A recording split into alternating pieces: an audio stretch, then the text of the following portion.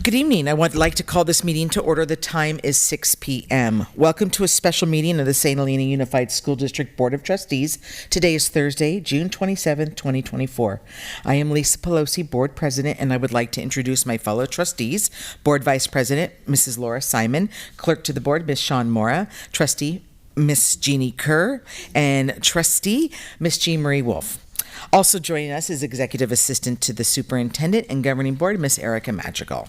And we have James from Napa TV in the back helping us out this evening. Approval of the agenda. Is there a motion to approve the agenda as presented? I'll make that motion. Is there a second? I'll second. All those in favor say aye. Aye. All those opposed say no. Motion carried. Please join me in the Pledge of Allegiance.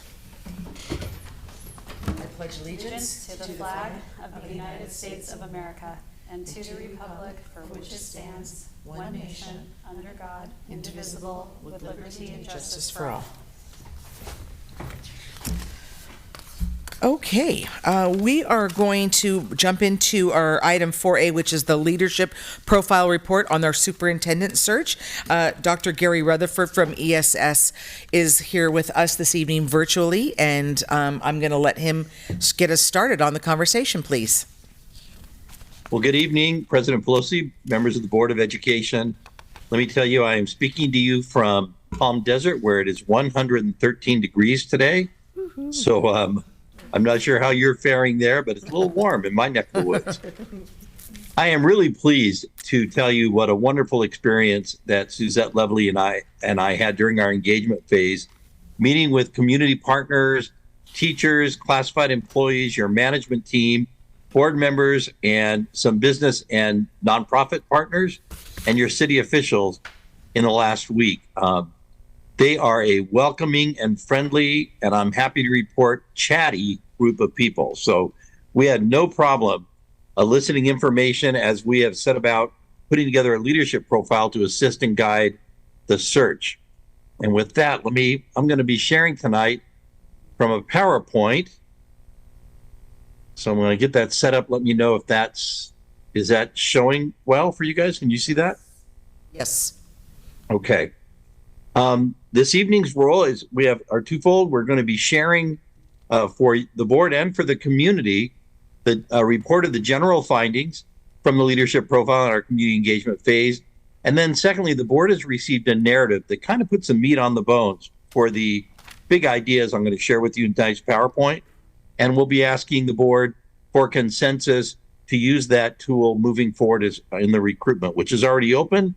But once we get it revised and finalized, we'll be putting it onto the application site so that all candidates have a chance to read it as they consider the opportunity. So tonight, we're going to be talking about the purpose of why we do the educational partner, why the Board of Trustees specifically asked us to engage your community, who was involved and who we spoke with, how we collected data, and then finally, of course, most importantly, what we heard and learned from those good people. So how does this inform your search process? First, the board was very clear that you wanted us to meet with groups that brought a variety of perspectives from your community, not just internal stakeholders, but your community partners who have an interest and support the district, from your parents, from a variety of language groups, making sure we got those Spanish-speaking voices in, and every other corner. And we did that mostly through an online survey, but also through a community forum. Once we finish this and the board accepts it, we'll have a variety of perspectives represented. We'll use it in the recruitment and hiring protocols, including screening. It'll help the board when you get to the selection phase to remember what's most important and what matters most in St. Helena.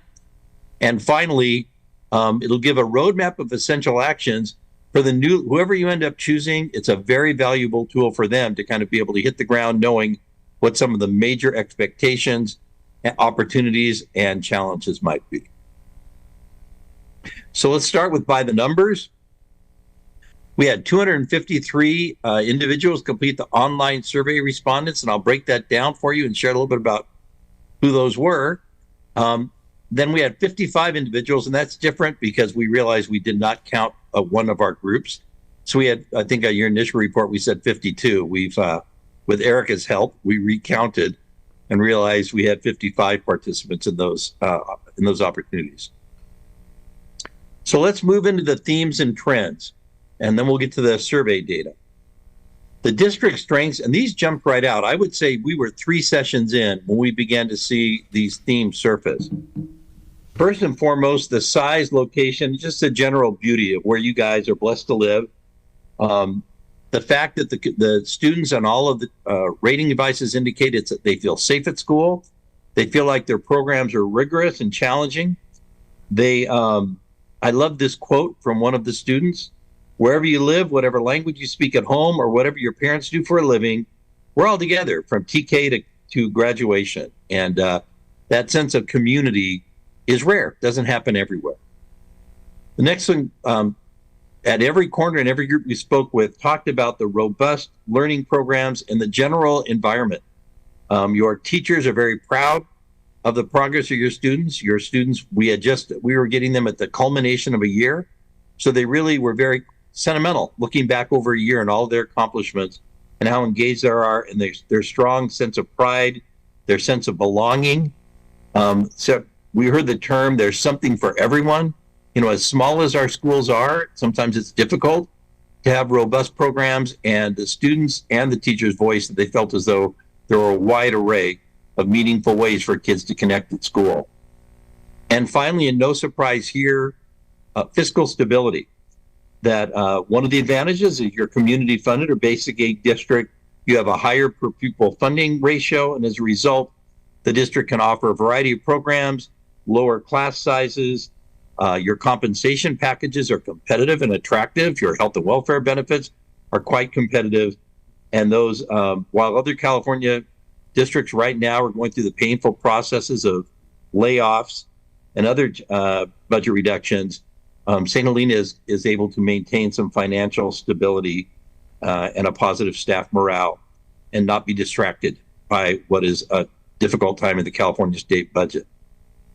So let me pause there, board, and ask, are there questions or clarifications on what we've identified district strengths? And maybe more importantly, does this sound like we got it right? Trustees, go right ahead if you have questions or comments. One of my questions was on the word choice of size as being a strength when one of our concerns is declining enrollment. So I just wondered if that was what size meant in that term. Thank you. I think they were referring to when I said before that we're all together from kindergarten graduation, that sense of class size, that sense of intimacy that you get with schools and students who are together as cohort groups. TK-12 is what size referred to. Later on, we do capture the concerns of declining enrollment. I think also the close connection between the community, the size of the community, and the school were other things that contributed to that comment. Perfect. Thank you for clarifying. You're welcome. Anyone else? No. Okay, Gary, we're okay. Thank you. Let's move on to district challenges and opportunities. You have absolutely beautiful facilities and clearly have been great stewards of the facilities you have. However, behind those walls and on those roofs and within that plumbing are some significant deferred maintenance projects will need to be addressed. I've heard estimates, and this seemed to be well known throughout the community and all the different stakeholder groups, of north of $80 million in deferred maintenance costs that are going to have to be addressed in some term over a long-term plan to maintain those facilities and to get them back into standards. And that's a challenging project because they aren't visible. But clearly they're going to be an implication to keep those learning environments everything they need to be. To the earlier point, declining enrollment. It's a statewide phenomenon. It's not unusual right now. And the impact on smaller districts are more significant than on larger districts. When the high school gets down to several hundred people instead of a couple thousand, makes it more challenging to offer that robust array of programs, makes it more challenging to have cohorts large enough to sustain some of the opportunities you'd want to. That being said, it doesn't affect your funding as it does in others, but it clearly can affect your social engagement, teacher collaboration, group activities. The ripple effect of declining enrollment is going to continue. And we don't identify solutions in our report, although we heard people mention things like the role of interdistrict transfers, some supportive, some not so supportive, the need to attract and maintain those already within your attendance boundaries that may be making other choices. And what do you do to market and attract and serve those families so that they see St. Helena as the jewel and the first choice for education in your community? Unified vision and strategic plan. Despite the priorities and programs, we did hear a number of times people talk about a lack of a unifying vision. I won't say lack of, a need for a unifying and coherent plan to move the district forward. People had a sense of what was going on, but they also had a hard time articulating exactly what that united vision was.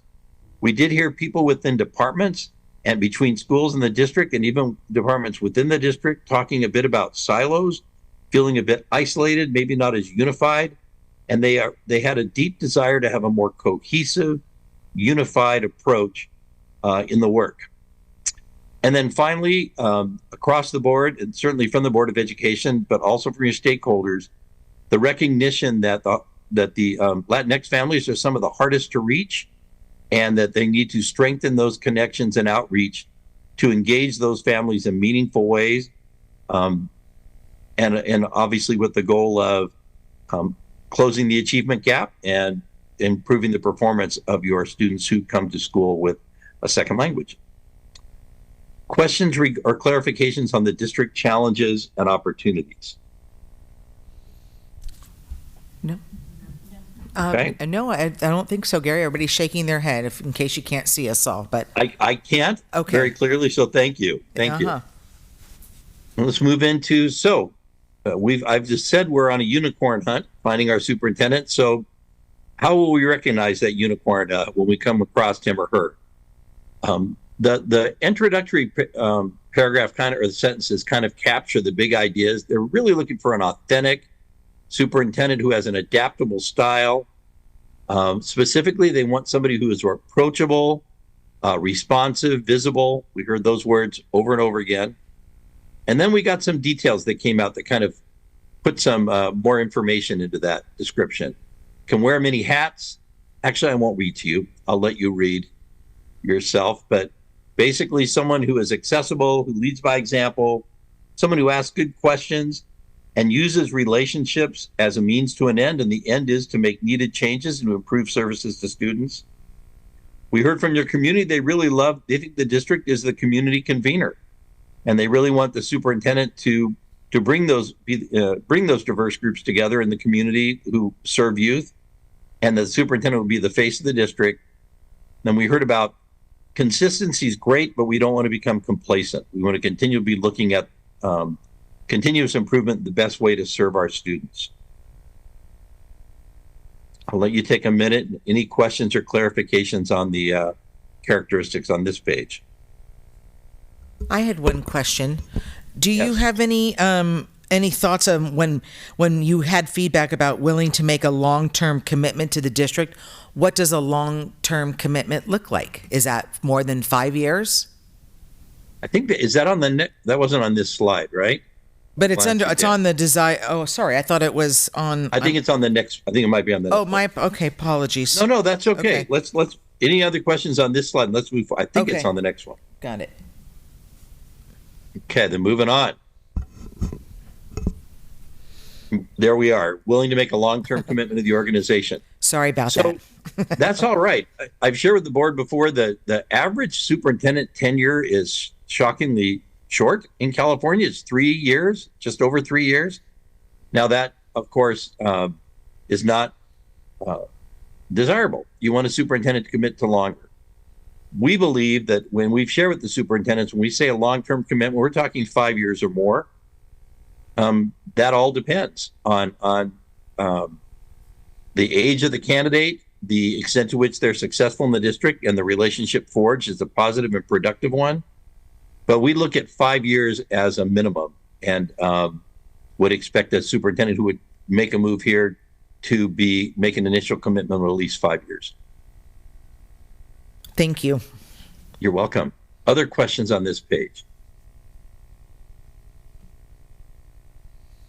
Trustees, no? No, everybody seems to be shaking their head no, so. Well, you've all had a chance to review it, so that's good to know. Thank you. So let's get into the survey, the online survey. That's a robust response for a group your age. I was pretty pleased with 253. We're greedy. We want it to be 100%, but that's pretty good. And you can see that it's representative of a variety of different stakeholders. I love that we got 34 students in there, and we got a couple to our focus group as well. Mm-hmm. So what did they tell us? So what expertise and experience do they believe is critically important? First and foremost was understanding the school and community culture. That came out even above skilled and expertise in teaching and learning.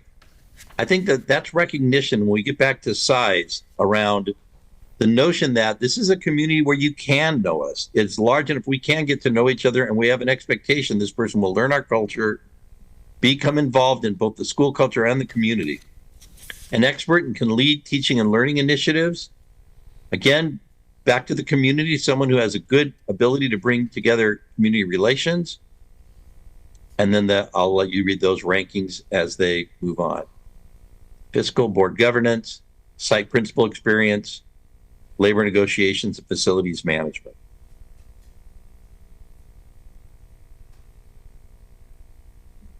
How about the top 5? Leadership? Someone who creates an atmosphere of trust. When we addressed earlier the notion of that compelling or noble shared vision, I think trust is like a prerequisite to having the conversation about what matters most, and I think that's reflected in this survey. A forward thinker, new ideas, present and visible throughout the district and community, knowledge about teaching and learning, and able to effectively navigate political or controversial issues would be the top 5 rankings in terms of leadership.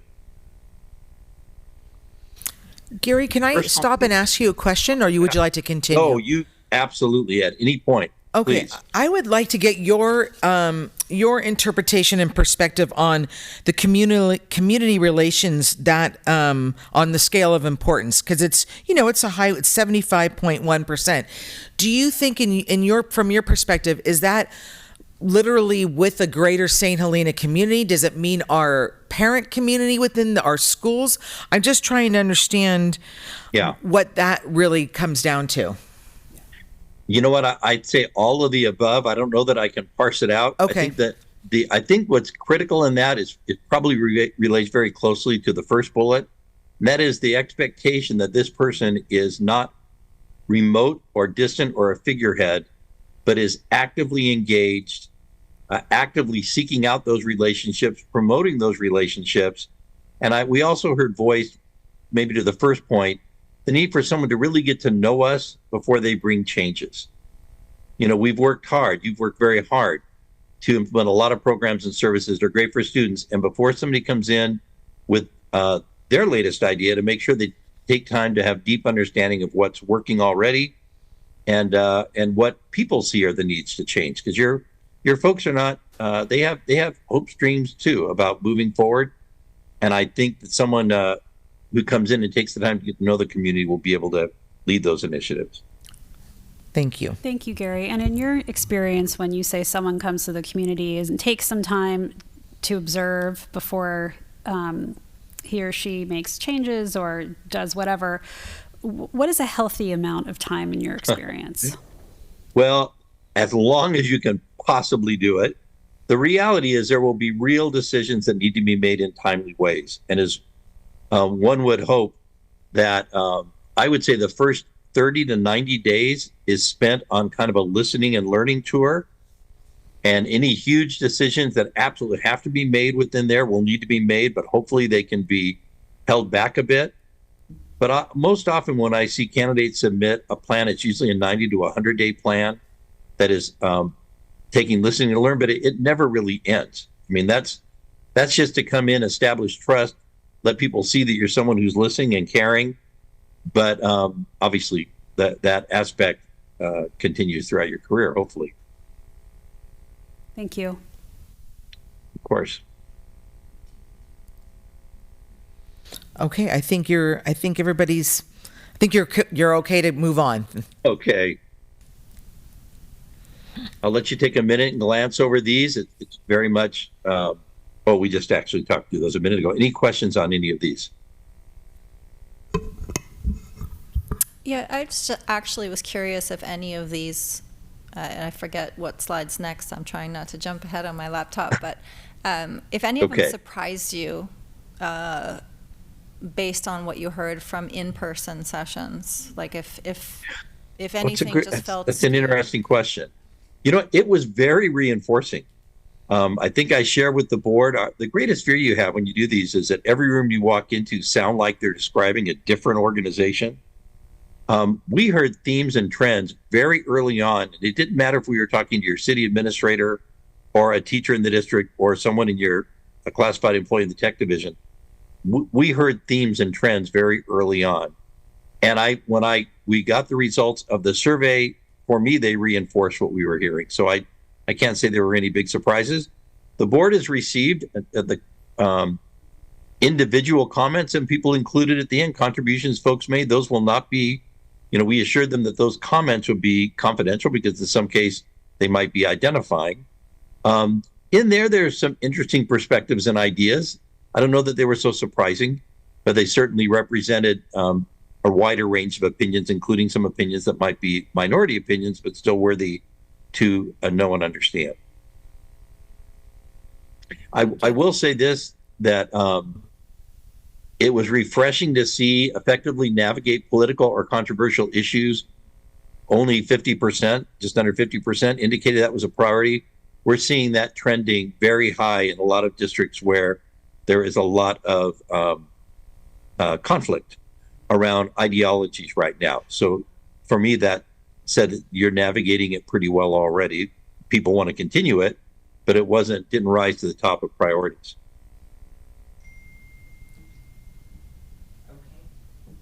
Anybody else? Okay, you can carry on, Gary. Here we go. Personal attributes. I always call this a brave, clean, and reverent file. Honest and ethical? Gosh, I hope so. That'll be a goal. Problem solver, approachable, exceptional communicator, and inclusive. And by that, we define inclusive as seeks broad input from all stakeholders. We're the top 5 rankings for personal attributes. Again, I saw this as being very reinforcing of what we heard both in our focus groups as well as in the survey. Any questions or comments on this? No. Okay. Then we kind of zoomed out. And instead of talking about the candidate, we asked them to kind of rate the district. How are they feeling about the district in general? Students receive a high quality education that prepares them for life. I think that's the main job. 94% of your community feels as though the district, they either agreed or strongly agreed with that statement. That's a good number. School safety is a high priority. With 88%, and adequate resources are provided. People recognize the blessing of the good basic aid funding and understand that they are enjoying benefits that other communities don't necessarily have, and the importance of make sure those are directed in ways that really advance the welfare of kids. So those are the top 3 district favorable conditions, which I thought were, again, strong, positive.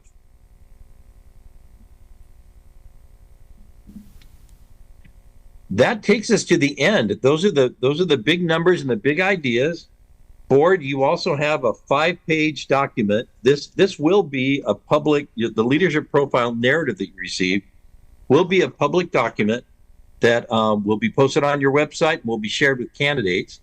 And so my question, I'm trying to stop the share. There, did it. Okay. I just wanted to take a minute and find out from you if there are any questions you have, any edits or revisions, or is the board okay to accept the leadership profile moving forward? Thank you. Ms. Madrigal, do I need to ask for public comment? Yes. Do we have any submitted public comment? Okay, and for the record, we have no one present in the room, so there was no one here to give public comment in person. So with that, trustees, questions for Dr. Rutherford, clarifying anything you would like to discuss at this time as a board? I had a couple items that I had discussed with Suzette offline that she asked that I just share through here because Okay. the draft had already been published. So I don't know what's easier. On page 2 in the superintendent profile, hold on, let me make sure this is all. The desired superintendent characteristics? No, I'm no. not there yet, sorry. In the physical stability section. Yes, gotcha. I'm So with you. we call out the St. Helena Public School Foundation for external funding, and we have several foundations or groups like Saints Athletic Association, FFA. We have the Give Big Committee and parent groups, and I just wondered if we needed to be generic or Oh. list them all. I just felt like it might only be calling out one, and I don't know if this matters, but I don't want someone's feelings hurt. Correct. And No, yeah. yeah, and to that point, but even though the reason why that's probably in there is because they then disperse the funds to every parent group, but it is a collective effort. So I understand what you're saying there. And then, of course, we have something like the Athletic Association and FFA, Right. the boosters and performing arts boosters for that matter as well, would be, I would say those are our three, I would say the next significant level of I agree. groups, right? I mean, I apologize if we're overlooking somebody, but I'd say it's the foundation, it's the individual school site parent groups, and then those three boosters. So in regard to Trustee Mora's comment, would it be better to not, with the concern of exclusion by omission, if we just reference the generous community with a variety of nonprofits that serve students and not reference and not name a group? That would be my preference. And actually, one other thing just came to mind, and I'm thinking about our senior scholarship night. Scholarships, I exactly. mean, that was $400,000 this year, and that represents dozens of community members and organizations Yeah. near and far. So I think it would be better served that we did a generic labeling of all those generous groups.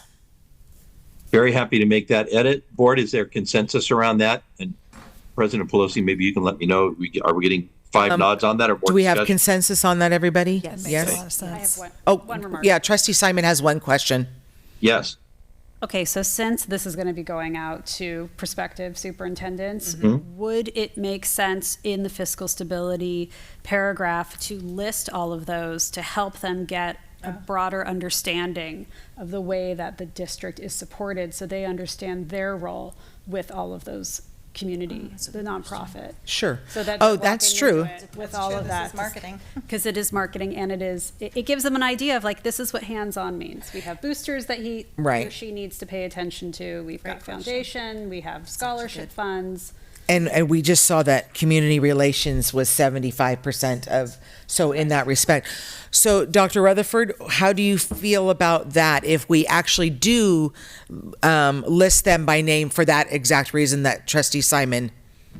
I think that if a board would help me in making that list, I'd be very Okay. happy to make the list. What I heard was some concerns that no matter how hard you work on that, there could be an omission.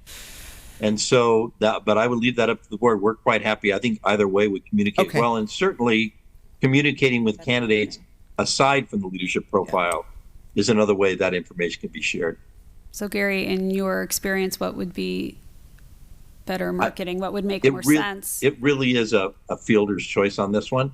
If the board feels as though they can give me a list that has all the players that would expect to be listed, I'd be very happy to incorporate those. I think either one, no candidate is going to come St. Helena who does their homework, who isn't going to know those and learn those. And we can certainly in the interview process probe that a bit.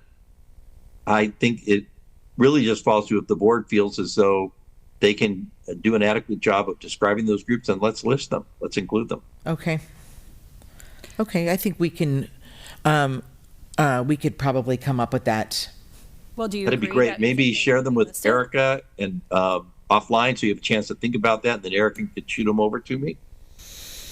Is that- I kind of feel like we're going down a slippery slope trying to make sure we include everybody. And I think we could, I just don't want to offend somebody that we leave them off, or someone that's a potential donor down the road. Maybe we could categorize them like,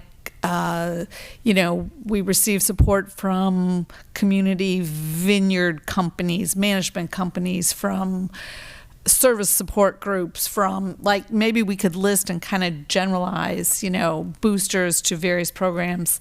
But I kind of agree with Gary. I don't think someone maybe from Poughkeepsie is going to know what the such and such group would be. I just don't want to leave somebody out. They're going to see that we have good physical status. Right. That will be- And maybe generalize the categories from which our funding comes from. I think I can, if a wide array of, generous community donors, I can craft a sentence that I think captures that this is a generous community. And I think that's the main idea you want to communicate. I think that is the main idea we want to communicate. Thank you. Rather than just exclusively listing one, I think let's change it to a wide bandwidth that encompasses the many that do support our schools. We can definitely craft something. Okay. I think we'll capture that. Perfect. Thank you. Thank you for bringing that up, Sean. Was there another one as well? One of the things that I was thinking of is under robust programs and learning environment. I don't see. When I was reading that, the thing that I thought of was with that how robust our FFA is and our ag program and things too. And I'm wondering if that should be included. Let's add that. there. Your FFA and ag program, is there a consensus you'd like to add that to our? Well, I think you can just CTE. Then you have to. Pathway, CT right? pathways, yeah. Yeah, yeah. Well, I think we can. Because in all, if we're going to flex here a little bit for St. Helena, the FFA program is indeed one of the top in the country. So it should be mentioned. But we also have many CTE pathways that students now have access to. So maybe could it be, the FFA and CTE pathways? I would be happy with that. Yes, I like the CTE pathways. Okay, Future Farmers of America, right? correct. Okay, I'll spell that out. Okay. And maybe Career Tech Ed is real as well. Okay. Got it. Thank you. There consensus on that from the board Yeah. to make that revision? Yes. Thank you. Sean, you're good with that? Yes, okay. All right, anyone else? I'm just looking at some of Okay, my that's notes. okay. Sorry. Wait, hold on, we're just taking one moment to pause here to make sure Yep. all our questions are answered. Absolutely.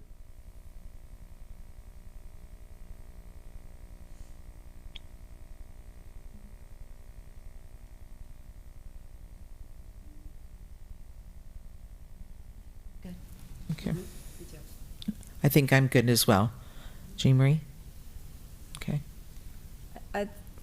I think my other comment, sorry, I'm trying to figure out where it fits between the PowerPoint and the Word doc, which is I'm now on. What I had written down, and I don't know where it fits, but when I looked through the desired superintendent characteristics on page 3, Yes. so it talks about using PLCs and student data, but I guess what I don't feel like it specifically calls out is one of the things that we consistently talk about with our voting and our choices is, driving student achievement for all. So that's probably just like our vision, and it doesn't belong as a superintendent characteristic. So I don't know, does that just fit within the driving deeper work of PLCs using student data? It could absolutely fit as it, makes that a priority or keeps the main thing the main thing. That comment, Sean, would be something we absolutely did here. And so I wouldn't have a problem inserting that as a characteristics, and that's just driving high achievement for all. Right. Yeah. That's a nice bullet to add. If the board agrees, I'll be happy to insert something on that. I think we have heads shaking and thumbs up for that. I can't hear your heads rattling from here, but I believe they are. Well, that's good. That means they're filled with thinking brains. That's perfect. Also, I was wondering, and again, it's probably in there, but I also believe a superintendent needs to be proactive versus reactive. And I know we have one able to make decisions and take calculated risks, which is okay. But that's I think being proactive is different than making decisions and taking calculated risks, in my opinion. I agree. So I agree as well. okay, I have a couple of head nodders up here on that. Hey, Yes. That's a yes. So maybe a proactive versus reactive leadership yep, that works. and decision making and leadership. Okay. Yeah, Okay. that's good. That's a good call. All right. Anything else, trustees?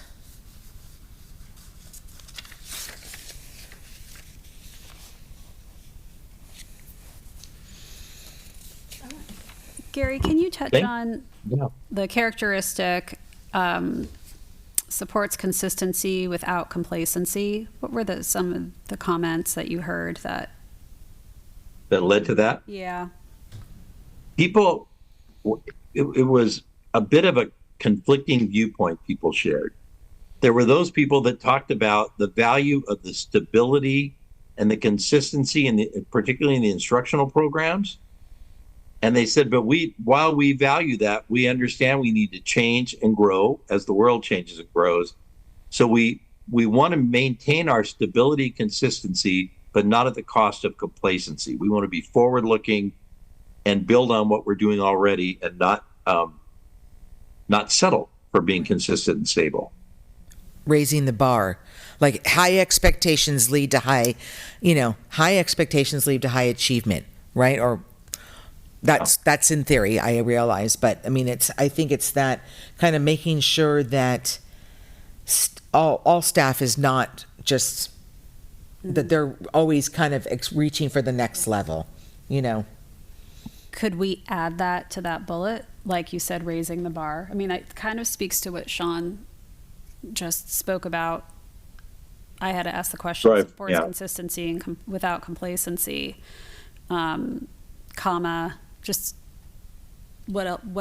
how can someone interpret that bullet point, right, within the bullet improvement. point? Yeah. Like in continuous improvement or something like that. Yeah, Yeah. continuous improvement certainly sounds like an educational characteristic that you would, It's part of the model PLC school, I think. yeah, And it is. yeah. Yes. I can absolutely add a Okay. phrase Thank to you. that to clarify. Great. Thank you. Absolutely.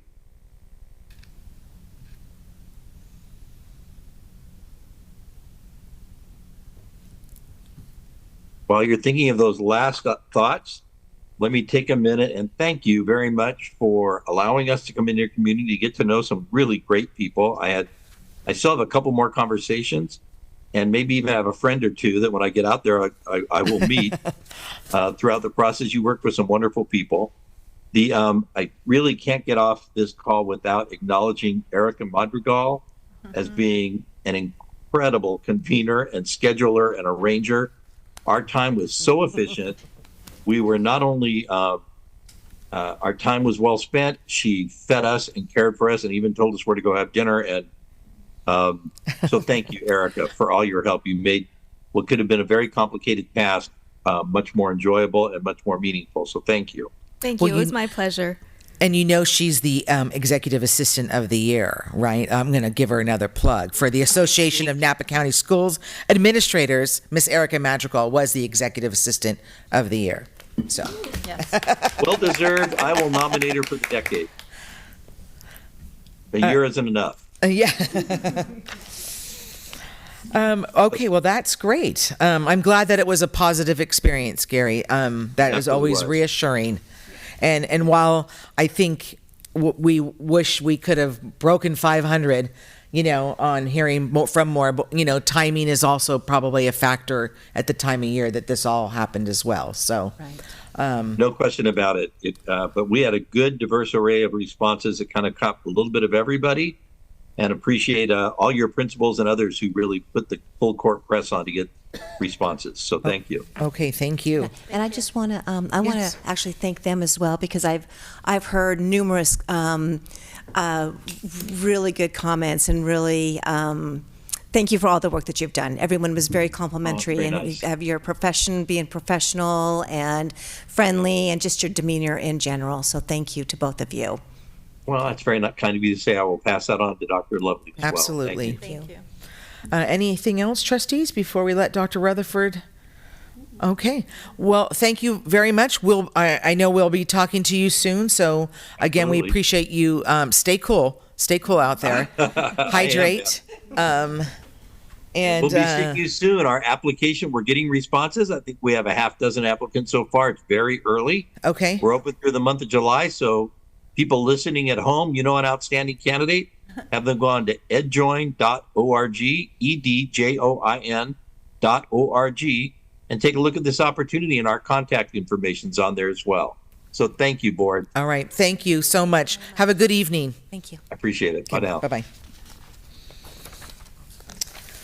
Okay. Thank you, trustees, for that conversation.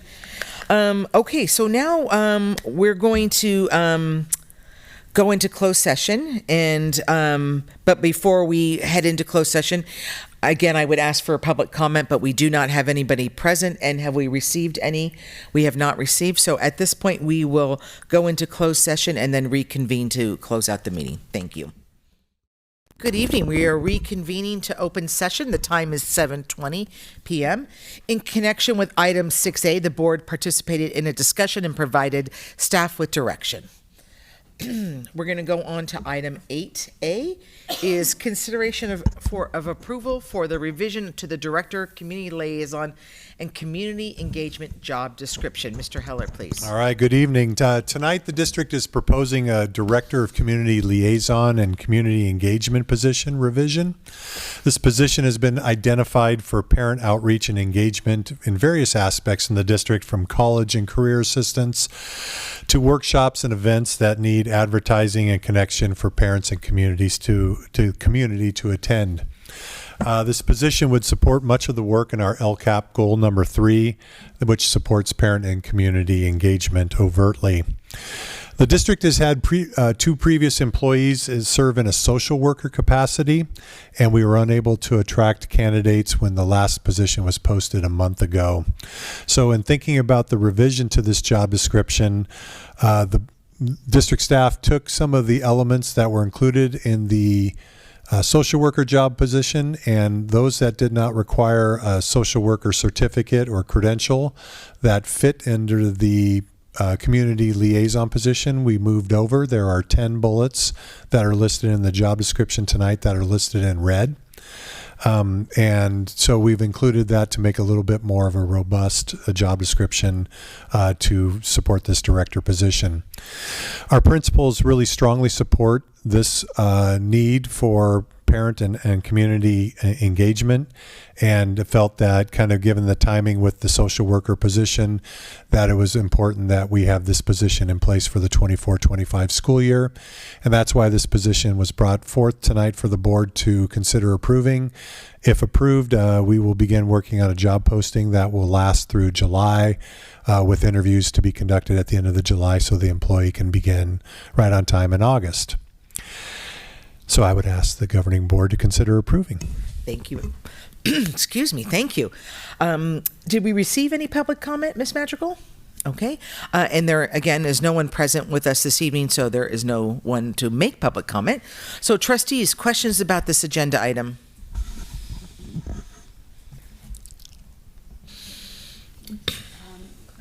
Mr. Heller? Yes.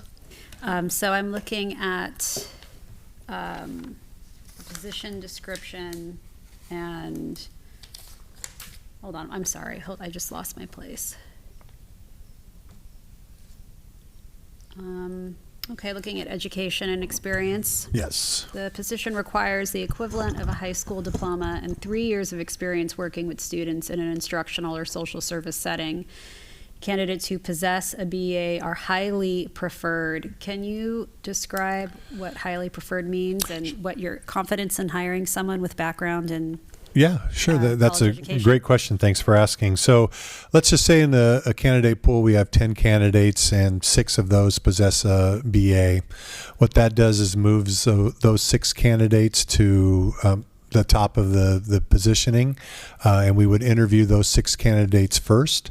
And if we have a successful candidate out of that, then we would move them forward. If we did not have a successful candidate out of the top 6, the high school or equivalent allows us to consider interviewing the other 4 candidates if the top 6 were not successful. So it gives us a little flexibility. Obviously, having the preferred status moves those candidates to the top of the order as far as our considerations for interviews. We did post this position a while ago, I believe 3 months ago in March, and we had a pretty strong pool. I was actually very pleased with the pool that we had with candidates that did possess a BA and some job skills that were related to social work or a strong foundation in the St. Helena community. So I feel really strongly that we'll be able to attract a candidate that meets the criteria of a BA and having some background in this work, given this posting. And what will be their support once, if we're not requiring social work credentialing, but what will the support look like for this new employee to support them? I mean, we have a lot of responsibilities, and it is a newer position. So how will they be guided and supported to be as successful as possible? Yeah, the position will be evaluated by the superintendent, who will have the oversight. I heard earlier tonight that it's important to have that community connection, so I imagine this would be a right-hand person for the superintendent to conduct their community outreach. It is under the direct supervision of the Director of Educational Services, which will do day-to-day operations of where that employee is needed and provide that support and guidance. And I imagine there will be a triangulation between the 3 parties, between the director and the Director of Ed Services and the superintendent, to kind of present a vision of what the community outreach and what those opportunities look like. Thank you. Yeah. You said he or she will be under the direct responsibility of the Director of Educational Services. Day-to-day operations, but evaluated by the superintendent. So will the director then, I assume, will participate in the interview process, and she will be working directly with her? What does that look like? Yeah. Especially since we have our interim superintendent right now, and this person will be working closely with he or she as well. I guess my second part of my question is, would it make sense to hire this employee after the superintendent? Why doing it right now? The why doing it right now is based on timing to start the school year off right away with this employee instead of having them onboarded when school has started. There's a real significant need for the district to have McKinney-Vento homeless applications completed at the beginning of the school year, so families are afforded those services right away. And in the past, having a social worker allowed that opportunity, and we've kind of missed the mark a little bit last year without having somebody as a point person. So I think we've asked the sites to conduct that, but at the beginning of the year, it's pretty busy in the offices, and I think having a point person to facilitate these types of requests for McKinney-Vento is going to be very helpful for us. Okay, thank you. You're welcome.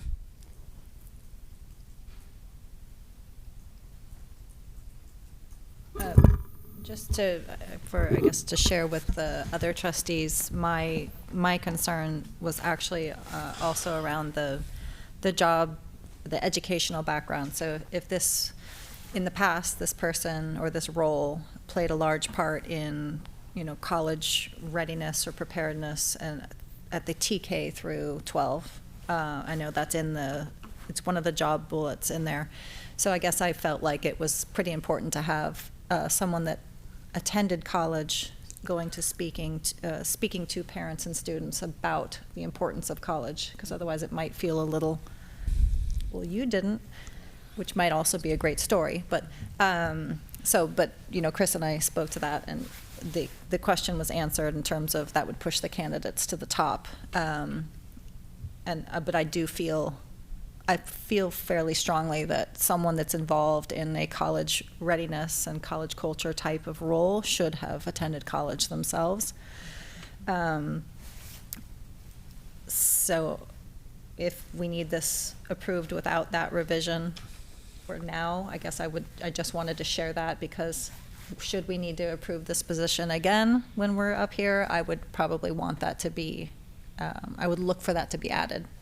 Unless we can't hire by removing it. Sorry. If we have to remove it to hire, then I understand. And then so this community liaison position was a part-time position, went to full-time because we added in the social work and wellness center, but now we're pulling out wellness center, correct? That is correct. And the social work, but it still requires full-time? We are proposing full-time, yes.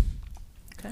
Mostly because in a staggered day where we have needs in the evening for not only parent outreach to attend evening events, but also things that might occur on the weekends, this director position offers flexibility for those, the successful candidate to be able to flex their schedule a little bit to attend the night things that we will ask them to attend. And we'll make sure that they understand that in a final round interview between myself and Dr. Vang. And I also had shared that I wondered if we could wait, since this person is going to be reporting to the superintendent, wait for that person to be hired, or to have the interim be part of the process. But, again, that has nothing to do with this job description. It was more of just a timing. But because, it'd be nice to have someone own the person or interview the person that will be reporting to them. And then I think that was it in terms of the job description areas. I did have to ask, just so you guys know, when someone had talked about homeschool networks, I wondered if this was like COVID homeschool network leftover, and it's not. It's just about, you probably already know this, but it was more just about communication between the home and the school. So I just wanted to make sure that that wasn't a carryover, because we created the job posting in COVID, I think I heard. And I think that was all I had. Thank you. Thank you. I think my only addition, I know it says, excuse me, under abilities, must have the ability to speak and write effectively. Is it possible to put something a little stronger, like must possess strong public and interpersonal skill? I feel like this job, if they're going out and meeting and greeting and working with all these people, I think like you need really strong communication skills, and whether you're planning an event or talking to the mayor or talking to a parent. And maybe I'm kind of late to the party, but I could see kind of something, more of a strong communication skill or something. I think that while it says it seems very simplistic there, I think that was what we're looking for during the interview process, is somebody who's able to come in and we do a task. So a task would be to write something, and then during the interview, we're looking for somebody that is very engaging, outgoing, will represent our district in a positive way, and be able to communicate, articulate their thoughts in a manner that is outgoing, like I said, and engaging. So yeah, I think that will shine through. And my second question was, where will this person be located? We are working on that right now. Office space is at a premium, so we want them to work closely with the Director of Ed Services. So we're looking at options. Your question made me, is the interview going to be in English and Spanish? To ensure fluency. I guess, will someone be doing an interview in Spanish to ensure fluency? We usually conduct our interviews all in English, but we can create a task that verifies the Spanish Curious as well. Sure. If that's the community that this person is supposed to be focusing on, as it's mentioned in here, I would want to make sure that's validated. Sí, me voy. Does it say though somewhere like Must be by- preferred it does. Spanish?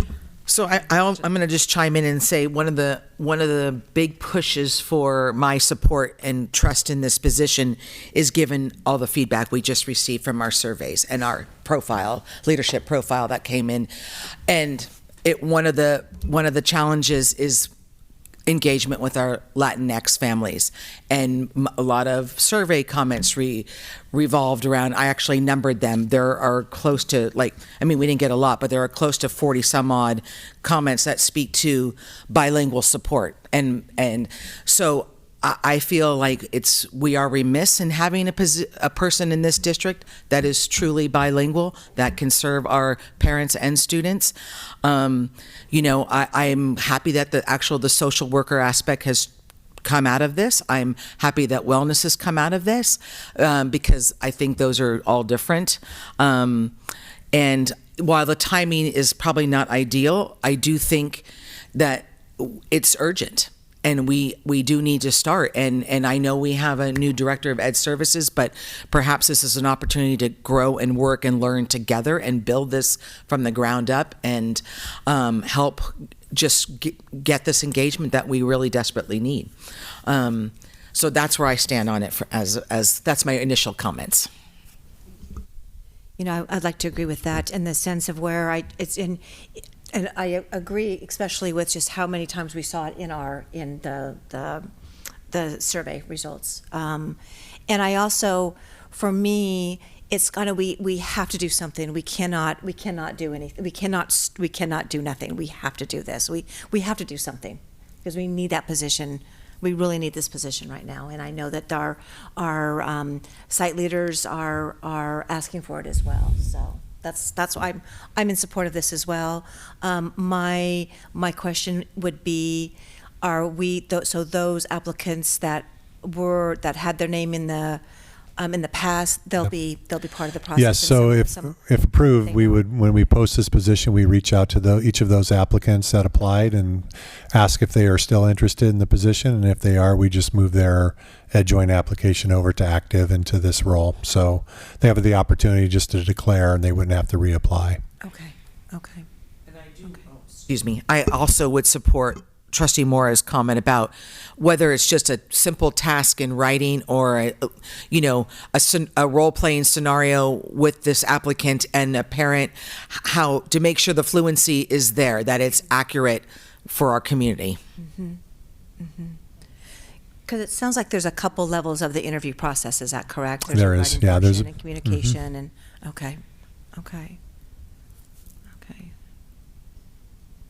Is this a year contract? I'm curious about the it's hiring contract. It's not a contract. It would just be hiring an employee that would continue in service and follow the classified management track, I guess. Okay. So it would require March 15th notice if that employee was not, Okay, so. got it. Thank you. Yeah.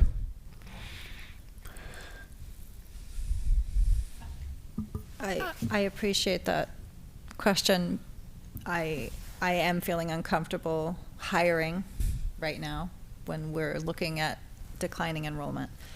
But again, it's this position and it's really important. So, but I guess I just wanted to share that I have struggled with the director level, the pay level, and hiring an admin at this point in time when our budget does show us in the red over the next 3 years. And I know it can change at any moment with property tax, but I feel very uncomfortable with it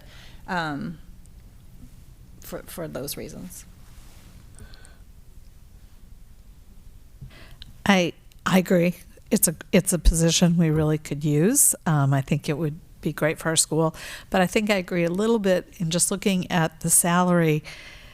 It looks like this person would start above some of our teachers who have a bachelor's degree, yet we're requiring someone that has a high school diploma.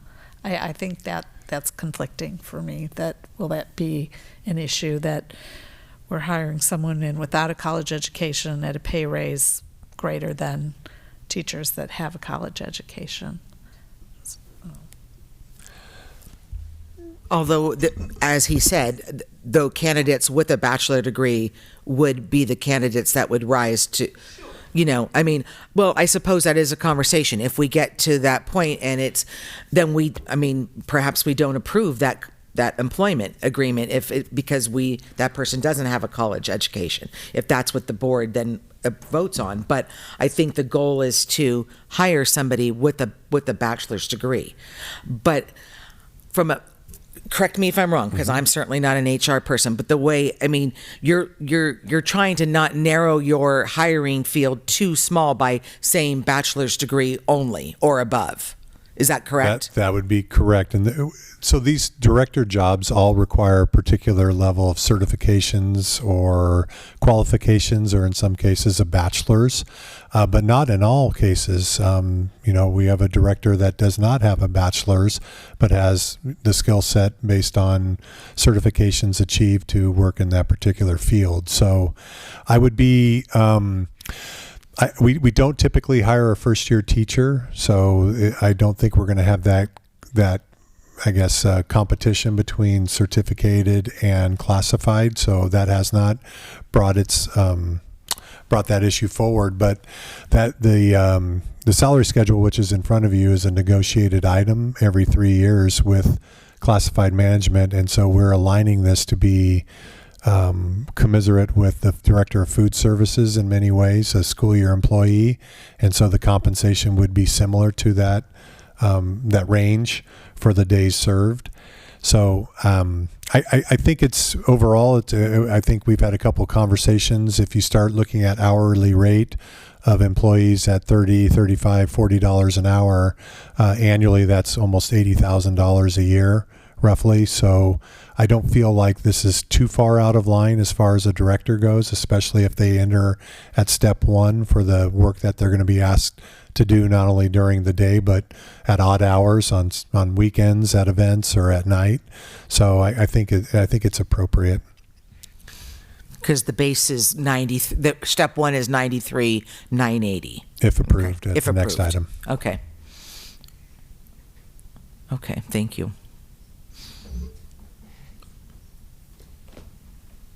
And you have it at that amount for their first year because you want to stay competitive with some of our other director.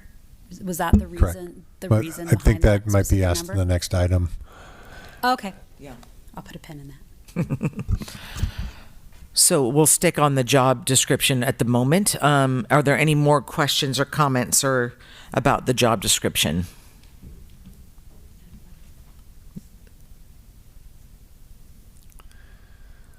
Okay.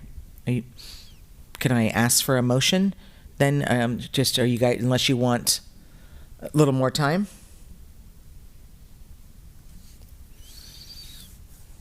Actually, so I know this is being silly now, but in the abilities, going back to must have the ability to speak and write effectively in English and Spanish.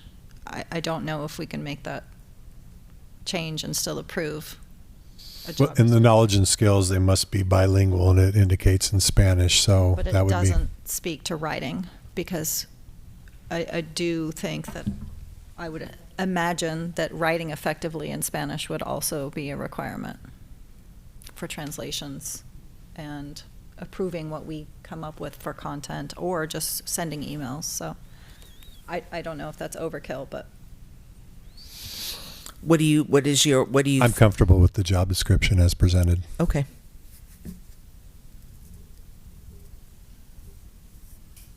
Okay, board, anything else? No? Okay, so I'm going to just throw it out there. And is there a motion to approve the revised job description for the Director, Community Liaison, and Community Engagement as presented? I'll make that motion. Is there a second? I'll second. Okay. All those in favor say aye. Aye. Aye. All those opposed say no. Okay, motion carried. Thank you. Thank you. Okay, item 9A is review and consider approval of a position and funding plan for a director, community liaison, and community engagement. Dr. Vang, please. Or yes, yes. Okay. Thank you, President Pelosi. So this is the funding plan for the position for the job description that was just approved. And if you take a look at the plan, as we had discussed earlier, the base salary is that $93,000, and in the funding in the plan, what I've included is not only the step one salary, but benefits. And I've estimated this at a higher cost with the family plan to give you all a better idea of, how much this could potentially cost for an employee that may come with a family coverage. So, and if that's not the case, then the cost would be lower and there would be a cost savings to the district. Thank you. Thank you. I don't see any public comment, and we don't have anybody online. Do we, Ms. Madrigal? Okay. Trustees, any questions about this agenda item? Excuse me. Can you tell me about why you came up with $1,200 for the car allow for this position? What am I looking? That's B. I'm sorry. Wait, what am I? That's car allow. The car allowance is consistent with other positions or the related position in food services, thinking that this employee will be driving to different events during school day and in the evening. If you extrapolate that out a little bit at $1,200 divided by, well, I guess it wouldn't be 12 months, but it would be 10 months. That's about $120 a month in gas, and thinking about driving here and there, during that entire month. It's better for us to provide a stipend than to do mileage reimbursement at 67 cents and deal with all the forms that come in and process those so we just give a flat allowance for the driving to events. So you envision them at the different campuses during the daytime? During the daytime, and then driving to wherever events in the evening. Okay. Yeah. Okay, thanks. And just doing payroll, it adds up quickly. The mileage adds up really quickly. So it's actually this is probably beneficial to the district, this amount, rather than paying out each time that they are driving. Mm-hmm. Absolutely. Okay. Any other questions, trustees? I know, as always, I know I totally understand everybody's mindset on the finances. I know, because we're faced with so many other things. I think we just have to know that this is benefiting a lot of our students. And wages, the one thing that is becoming more and more noticeable to me as I live in this community is you got to make money. I mean, and these are competitive salaries. I think that those are, and as much as it's hard for me to always swallow that, I realize that if we're going to hopefully retain the talent, pull in and retain the talent that we want, that a competitive salary helps to do that. I know it's not a winning formula every single time, but I'd like to believe that it helps in securing the right candidate. Mm-hmm. I mean, and thank you for the lesson on the car allowance, because it was something that I was thinking about. It just seems like a big number when all our schools are less than a mile from each other, but we realize there are other events, and and it could stretch in the valley, or things that they attend on behalf of the district, to benefit our families.